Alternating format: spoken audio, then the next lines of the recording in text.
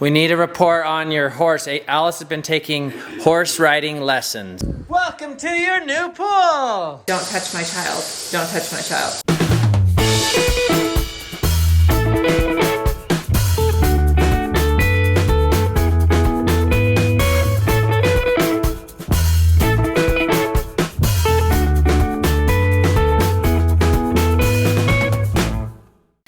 Okay, so last night, what was your dream? So I can, if you have a dream, you have to tell me before I can know it, because I wasn't actually there. Yes, you were. No, I wasn't. Yes, you were! Frank, I know you think I know the dream, but I didn't actually get to see it all, because it was in your brain, not mine. So you have to tell me the dream. What was the dream? Mom, you were actually there. I wasn't actually there. Yes, you were. Okay, what did we do? Remind me. I need to go eat. Okay. In the neighborhood, I still did not even turn around, just ran. And I remember getting to my front door and going to open the door, and the door was locked. All right, guys, checking in here. I am going to rent a compactor for the garden box area. We got road base down. We're gonna wet it and compact it, and then start building garden boxes. So I'm off to go rent that. I went for a run this morning. And I just had a little thought. Well, it was actually last Sunday we were in church. We're with some of the youth, and me and another adult were in there. And the discussion came up where they started talking about like how hard life is. And the other adult that was in the room, he was like, man, life, I would go back anytime to be in your guys' age, because life was so easy. Life was so easy. I got so much to do. I got work and taking care of my family and classes and all these things, and just life is so hard right now. I would go back to your time. It was so easy for you guys. And I was kind of like, well, I mean, I don't think it's really fair to compare, because in any phase of life that you're in, the things that you're struggling with, that's hard. Hard is hard, and it's not okay. It's not really good or healthy to compare, because like say Frankie, he's a 4-year-old, the things he's going through, they're hard for him, and they're just, you know, comparing to us, or we're like, oh, the toughest thing in your life is whether or not you're gonna get a treat or whatever it is. You know, they're just these little insignificant things, but they're everything to him. And to when I was in high school, the struggles I was going through, they were everything. They were so hard. And like getting cut from the basketball team, having acne, just the things I was going through, those were incredibly hard for me. But I mean, looking back now, I'm like, you know what, life was pretty easy back then. But I think I guess my point is comparison is probably never a good idea. I think but you can kind of compare to yourself, and just the longer you live and experience things, you gain perspective. And you know, even the hardest thing that a human can go through compared to what the Savior went through, it's nothing. It's absolutely nothing. Even the very hardest, worst life that somebody has, it's just nothing. But that's not to discount it, because everything is hard, relatively speaking. And so I guess my point is, don't compare yourself to others. It's kind of like grief, you know. Say somebody's dealing with one thing, it's kind of the same concept, where if somebody has this really hard thing they're going through, and somebody's like, oh, it's not that bad, you could be going through this. But grief is like all encompassing. Whatever difficult, hard thing you're going through, that's everything for you. It's like smoke, it fills the room. It doesn't matter how big the room is, it's gonna feel it. So give each other a little grace, and don't compare with others, and just hang in there. And eventually we get more and more perspective on life, and I think that helps you give other people more grace. Some of the nicest people I know, where they're just a light, and they're so nice, and you just love being around them. Some of those people have been through some of the hardest things in their life, And you know, they've been through that refiner's fire where they're just so nice. So I don't know, just some random thoughts have been happening while I'm driving here. So that's it. I'm gonna go get the compactor and go compact some road bed. All right, we're getting things going out here, Frankie boy. Getting the road base, we gotta get it wet and then we compact. See where I filled it in? Yeah. Do you wanna be the wetter? No. I never want to be the wetter. All right guys, checking in here. We got all this compacted. Pretty much as good as it's gonna get. Not perfectly smooth, but it's a good spot for all the garden boxes. I got this built. And I think it turned out really good. I just went with the standard Douglas fir. I'll just go through kind of how I built it and a little bit of research. There's a few different kinds of wood. I think cedar and redwood are like the most preferred, but they are 2 to 3 times more expensive than the Douglas fir. Douglas fir is just like your basic wood. But you don't want to get treated lumber because that can seep into, put chemicals into the food that you're growing. So this will turn kind of gray. It won't stay this color, but it'll turn grayish with weather. But I built them how the landscaping company built them in my last house. Basically, it's just they're 8-foot sheets, and I stagger them every other. Where if this one goes to there, then this one gets cut off there, and it kind of staggers back and forth. Maybe that helps with the integrity of it. And then I did the, I don't know, what are these, 4x4 pieces of wood for support in the middle. And then I just did the top layer all the way around so you can sit down while you're gardening. Okay, this is how much wood I needed for 7 more garden boxes. It's 12 pieces for each one. And then these are the things for supports, these 4x4s, but 84 pieces, 2 by 8 by 8 feet. Holy cow. Oh, look what we got installed today. The lights. I love it. The electricians came out. Sorry it's so dark, guys. It gets dark at like noon. They got a bunch of the electronics. I started messing with it, and hey, what do you know? I know how to turn on the lights. This looks so good. We need a report on your horse. Alice has been taking horse riding lessons, right? Yeah. And you love horses. Yeah, and I had a horse lesson. And you love horse lessons. What do you guys learn? Just do you learn how to run fast, or? No, we like are learning like the posture, but Posture for you? yeah, for me it's the posture. What's the but, posture? How do you do it? Up straight? Yeah, well actually how to do like when we go to trot with the leg, how we have to stay the movement. I'm practicing. Like you kind of stand up a little bit, or? Yeah, like we have to go. Yeah. Yeah. Okay. I'm practicing this a little bit, and like this lesson, not me actually, but the other tried to go in the back. They went on the back of my horse, Oh. and when I was riding, and they tried to stay like this in the back of the horse. Yeah, a lot of them was actually so scared about it to fall down. But yeah. You didn't knock anybody off? No, I don't Nice. get anybody else. Guys, Ambree Oh my is God. seeing the pool lights for the first time. Look at it. Oh, imagine the pool parties. Dad, is it almost a month yet until we did it? Yeah, Like, look how many at more it. days? Look at it. Like Just 2 look weeks? at it. So cool. Like, it's like a week or like 2 weeks? We got a bit. We got a bit. Okay, guys, I've got something you gotta see. April, EB, come here. Okay, hold on. It's very cool. Wait, we gotta wait for Mom. Listen. Huh? Yeah, I know it. Dad, I know it. I know it. Come Oh, here. I see that. The lights in our pool. Come here. Welcome to your new pool. Wait, is it heated? No, but there's lights on.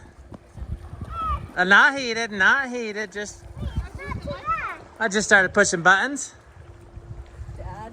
It's the same as that place we stayed in St. George. Looks cool, huh? I knew what this was.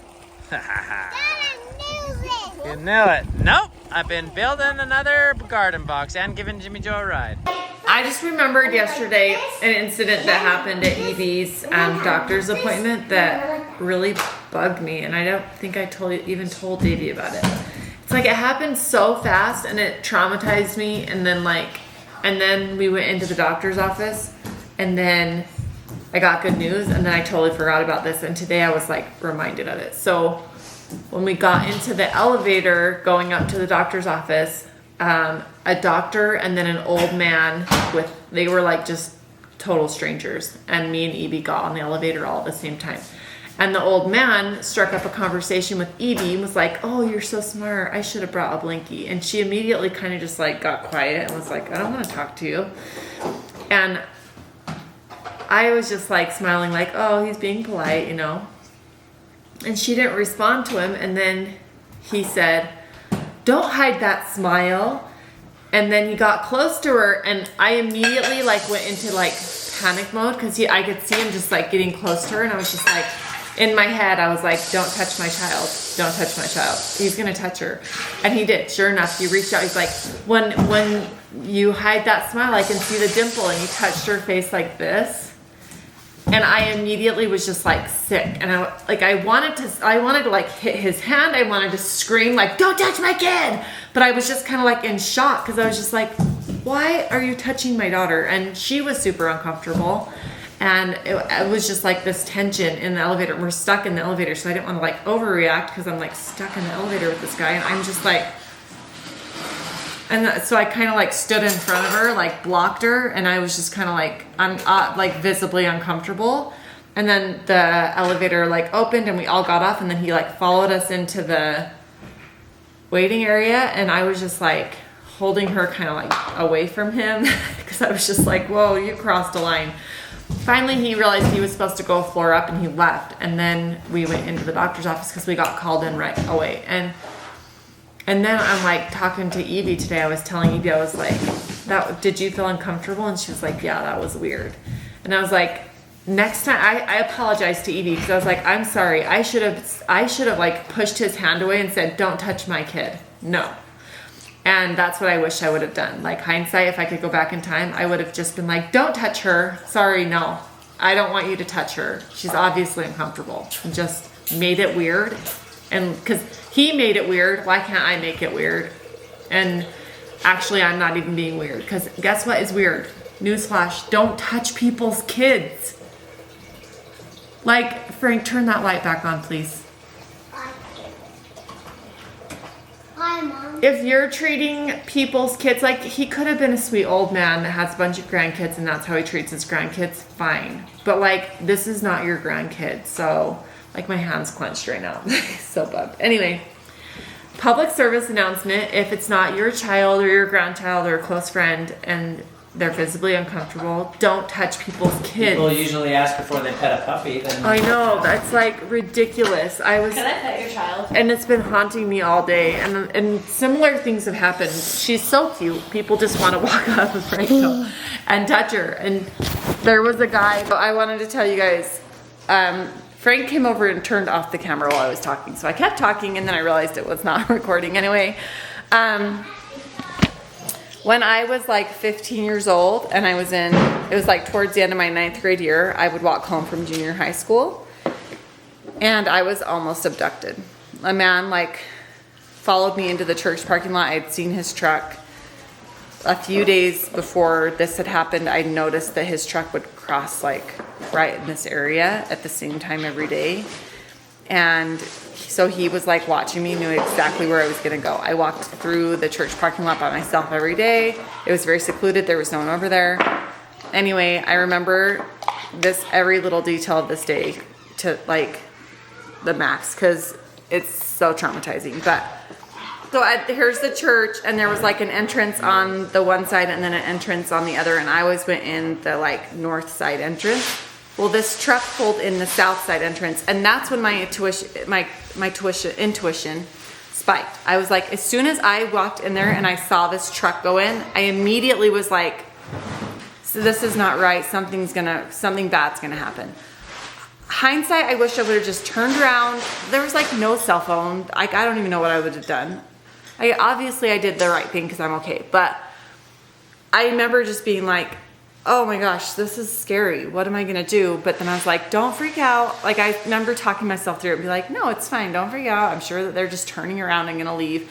So I just kept walking towards, there was like a break in the fence, like a chain link fence that had like a cut in it. And that's where I would go through. And then I would cut through a field and then go into my neighborhood. So really there was like nobody around, no eyes, no people, for a huge church parking lot and then a huge open field and then my neighborhood. So as soon as I'm walking, I notice this truck. I'm walking on the side of the church, the truck comes in this way, and then he goes and parks right in front of where the fence is broken open. So I know he'd been watching me. And at this point, I could choose to walk all the way back, run all the way across like an open parking lot that would be very easy for him to drive and navigate on, or go in front of or behind his truck. It was a little white pickup truck. So at this point I'm thinking like, do I turn around and run? But then I was like, no, because he could just drive and run me down. But he unrolls his window and I'm like, crap. My intuition is just screaming at me like, you're in danger. And he says to me, do you know where the Mortensons live? And I'm like, no, I don't know who that is. And he's like, yeah, you do. I know you know where they live. I think it's just somewhere over here, but I can't remember which house. Will you get in my truck and just show me really fast? And I was like, I don't know those people. I wish I didn't even talk to him. I wish I would have just ran. But I was like, I don't know who that is. And he was like, I know that you know who they are. Just get in the truck and you can show me. And I was like, no, I'm not getting in the truck. And then he says, have you ever had sex? He said, have you ever had sexual intercourse? This guy asks little innocent 14, 15-year-old me this question. I didn't even know what it meant, but I heard the word sex and I was like, I'm out of here. So I decided to run in front of his truck, because every time I would try to go in front of his truck, he would pull forward. And every time I tried to go behind his truck, he would back up. So he was just going like this as I was trying to get away. And finally, I remember just making the decision when he said that, I was like, run. And I chose to run in front of his truck. And I was like, run me over, kill me dead. I'm not getting in your truck. I remember thinking that. And so I just started sprinting. I was running so fast. I had my heavy backpack on. And I remember it just like hitting me in the back because I was running so fast. Like, I probably did not know I could even run this fast. And I remember not even turning around to look back. I was just running as hard, like running for my life. And then when I got home in the neighborhood, I still did not even turn around, just ran. And I remember getting to my front door and going to open the door, and the door was locked. And the horror that I felt inside when that door was locked, I just started screaming and pounding on the door. And that's when I finally turned around and looked back and I didn't see anyone. And I was like, okay, so I was just pounding and screaming on the door, crying. And my older sister, Char, opens the door and she's like, what the heck? Like, and I start telling her the story, and they called the police, and the police came and they were like, did you get a license plate? Describe the person, all these things. And I had nothing. The only description I could give them is that the guy reminded me of the bad police officer off of Terminator, the one that turned into like silver metal. And still to this day, when I watch that show, I just get like the chills, because he did look a lot like that man, like a clean cut, white, middle-aged man. And I was like, a white truck. Like, I don't know what make and model. I don't know trucks. And I didn't get a license plate because I was on the side of his truck, except for when I was running for my life. Like, there was really such little information. And I know that he never got caught, which makes me physically ill. So think of that history, that there's like, hopefully he got caught from something else, because I guarantee this was not his first rodeo trying to get a girl in his truck. But I just am sick to my stomach thinking that that man could still be out there running free and loose in the world, and that there's probably thousands more like him. So yeah, hypersensitive to some stranger talking to my daughters and touching their cheek like that, or touching their hair. Get away from my freaking kids. So there's a story of the day for you. I was almost taken. And fun fact, my mom was almost taken by Ted Bundy. So I don't want this to like trickle down to any more generations. Like, I'm super protective of my kids. Anyway, but my mom did it. Do you guys, I told my mom's story too on a podcast, and that's maybe for another day, but it's pretty incredible that she was able to get away. She knew him personally. He came into the coffee shop that she worked at all the time. And she did look like his girlfriend, the ex-girlfriend with the long brown hair parted down the middle. If you look at my mom's pictures from in high school, she looks exactly like all of his victims, which is like eerie and crazy. But all right, I have to end the vlog now. You guys are sick of hearing me talk. I'm done. So thanks for watching the vlog. Find good in everything. The good I found in this today and what I learned is that I'm not going to be afraid next time to stand up and be like, don't touch my kid. Huh, Evie? And what are you going to say if someone tries to touch you again? You're going to kick him and say, don't? No, try again. Be more assertive. Just pretend like I'm the guy. I want you to say out loud, don't touch me. Feel the power. You have the power to say no to someone that's trying to touch you, okay? That you don't want them to touch you. Say it. Don't touch me. Yeah, a karate kick would work too. Right in the nads. Just kidding. Okay, good night. We'll see you guys later. Bye. Jump, Ender. Ender. Jump, jump, jump. Jump, jump, jump. Yeah. Jump, Ender. Jump. Yeah. Jump. Jump. Now it might my leg. Good jumping. Hey, Zade, stop teasing. Stand up, Ender.